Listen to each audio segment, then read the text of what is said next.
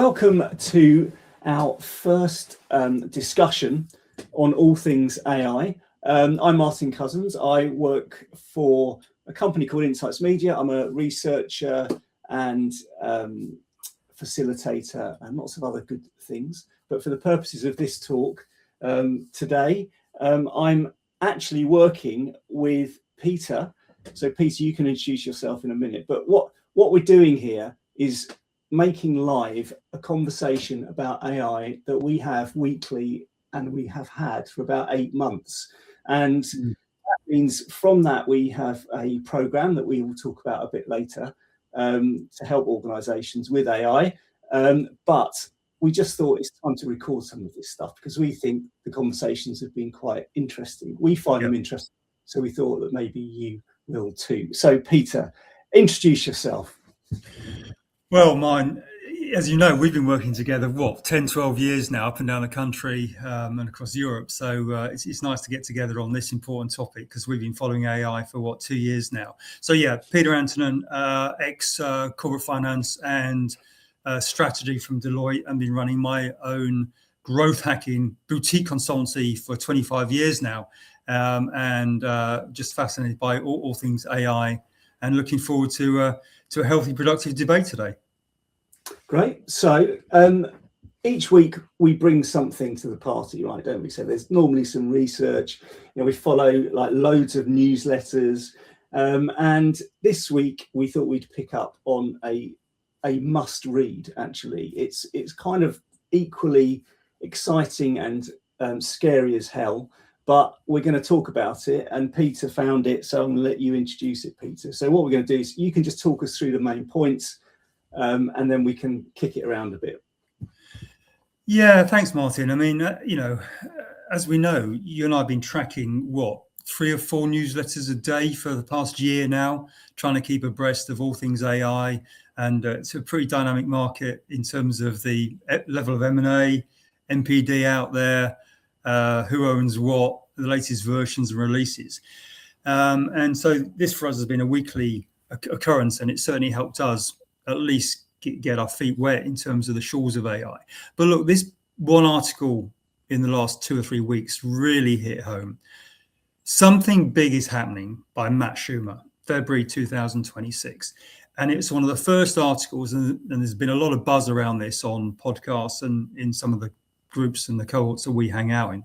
Been a lot of buzz about this, and for me, and this is why I wanted to bring it to today's session, it really did encapsulate the level of thinking and a kind of status check on where we think we might be at and what's over the next horizon. So that's why I wanted to bring it to today's chat and to see what you thought about some of these issues. So I think we should just jump in, really. You've summarized 5 or 6 key points that Matt's come up with. I mean, he's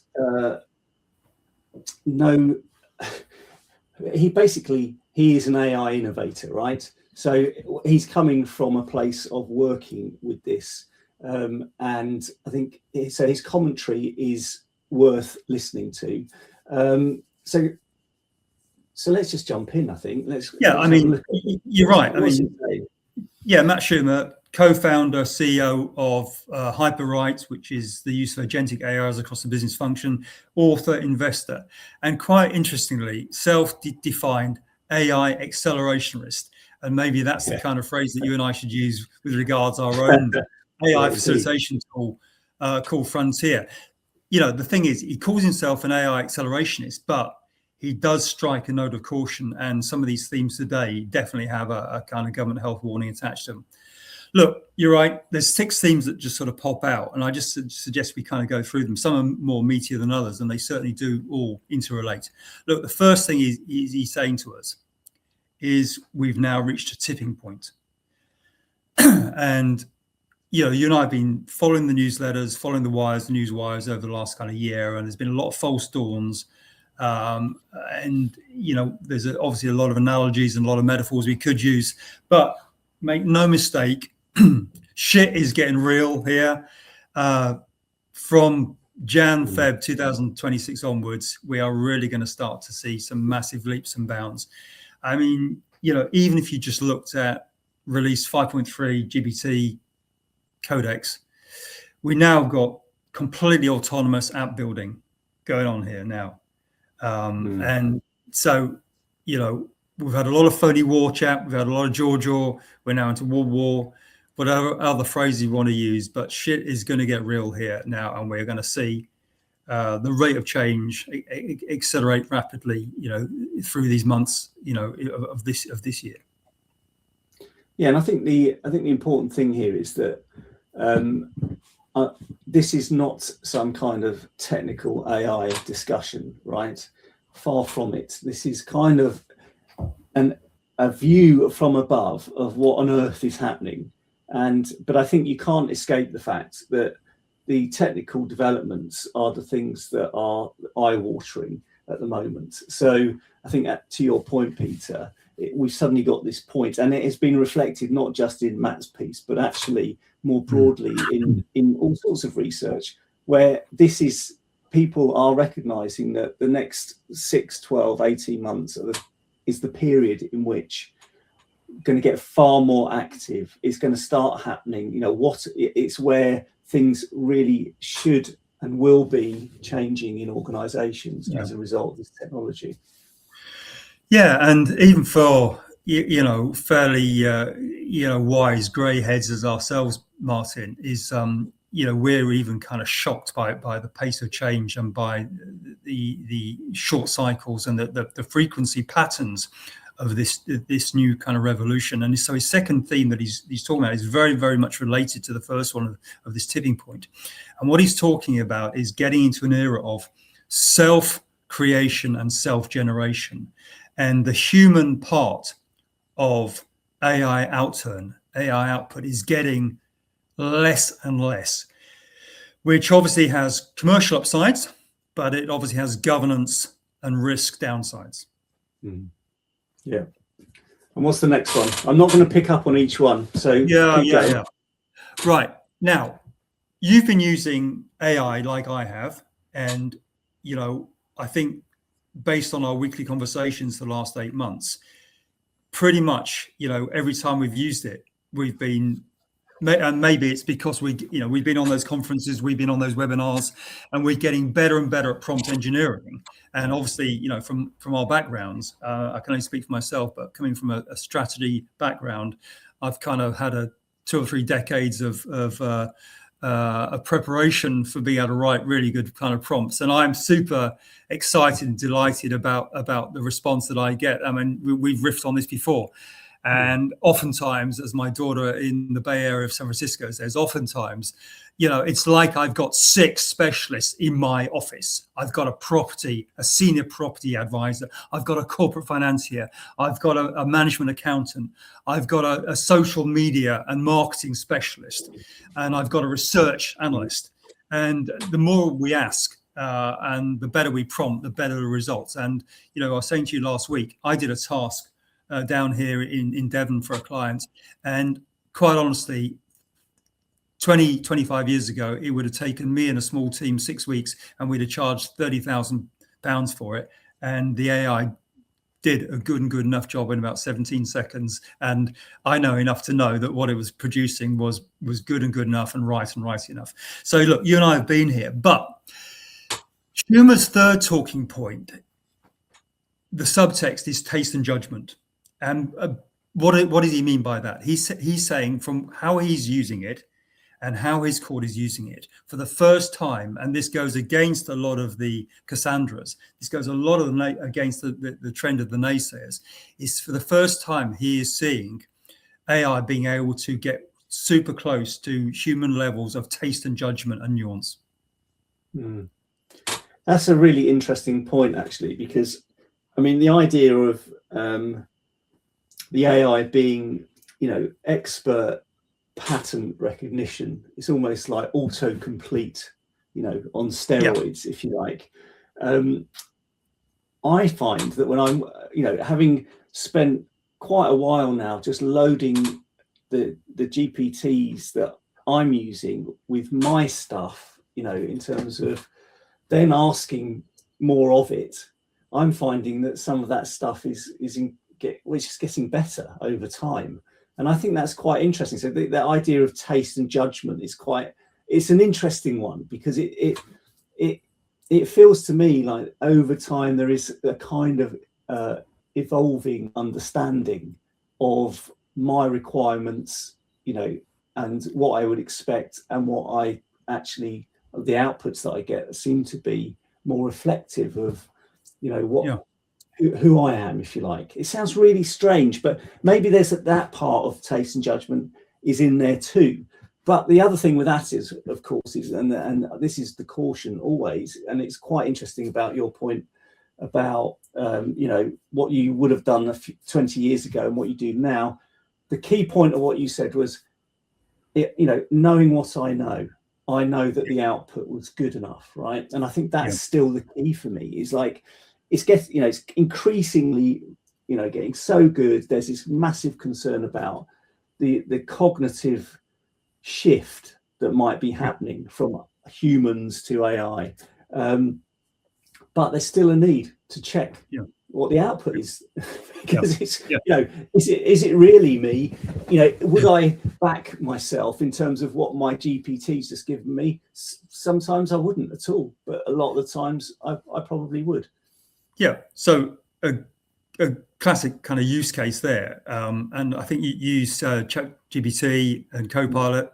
I'm quite a fan of Gemini and Notebook, and I think I was using Gemini last week, and I prompted the AI to with a very specific use case of identifying sources of local, regional, and national government loan, debt, and grant funding for a particular project. And of course, it ate that up in about 7 seconds and gave me a whole bunch of sources, highly specific to my town, my region, naming people and naming particular bodies, which of course I was, I was hoping for, but I kind of crossed that Rubicon about 3 or 4 months ago, so I wasn't necessarily over surprised. But then, of course, it follows through and says, well, would you like me to write some introductory letters to these people to and get the messaging right, so that you're in good state to apply for some of these funds? And of course, I said yes.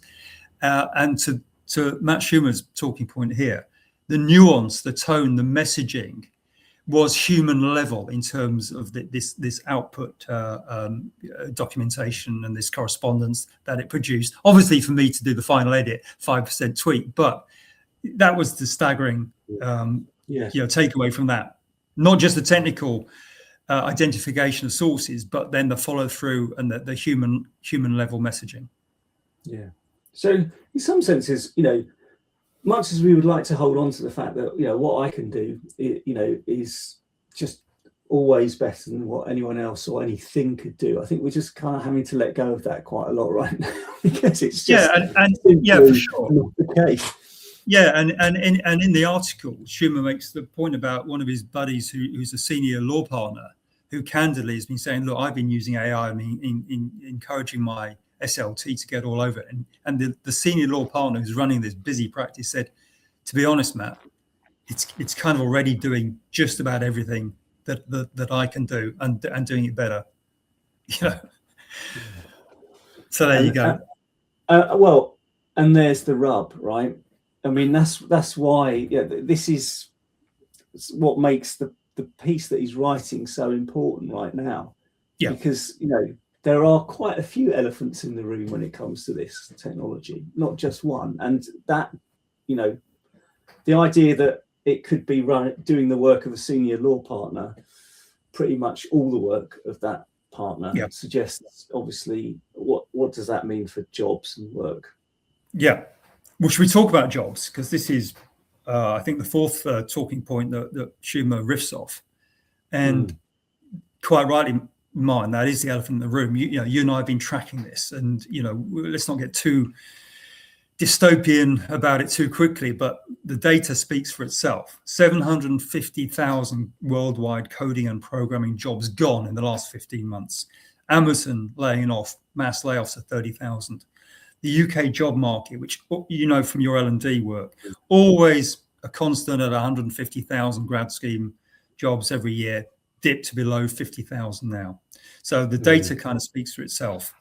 I think, Matt Schumer quite rightly makes the point that, in two areas. First of all, that he sees, and obviously there's a variety of different words about it. I mean, there's going to be potentially a bloodbath in junior white collar jobs, and the time frame that he's wrapping around that is the next 1 to 5 years. So deep breath there. You and I are both parents of young families, or teenage and early 20s families. So obviously our heart goes out to that cohort, and we're going to be there to support them as much as possible. The second point he makes is, look, why this is different to everything that's gone before is that this era now that we're in, is now AI being a general substitute for all cognitive work. It's not just cherry picking bits of it. It's basically the sort of thinking and doing, piece. Yeah, and I think this kind of suggests a very different type of revolution for work. Because I think, whatever the great leap forward has been in the past, it was nothing to do with taking the cognitive work and replacing that with machines. There's a lot of manual tasks, wasn't it? Yeah. And so I think the implications of that, we're only starting to see what they might be. And, it's hard not to be deeply, deeply pessimistic about what that means in terms of work. Because, I think this is the thing this is what kind of draws us together in the work that we're trying to do. Because I think this is one of the red hot issues for organizations now. As you said, some organizations are already making lots of redundancies in certain areas. And this is the issue. It's like the employees are concerned and leadership teams are concerned about what the future of the organization looks like and what the jobs makeup will be. What will agents be just speaking to each other, and will there be very little human in the loop, as people call it? These sort of kind of raw, visceral things that we're dealing with right now, right?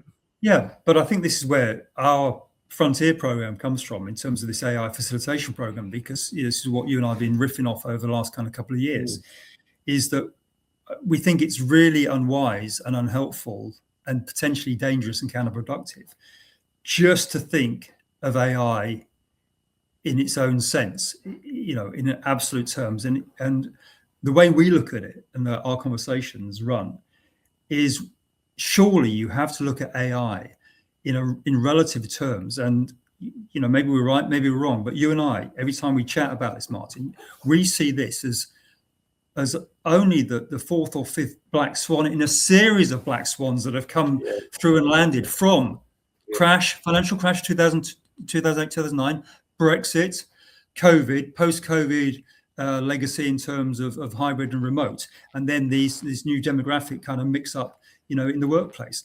And I don't see how you can unpick the latest black swan of AI, from that. And, surely this is the time now when organizations have got this one chance to reform and to transition and to transform their organizations, technically, culturally, financially.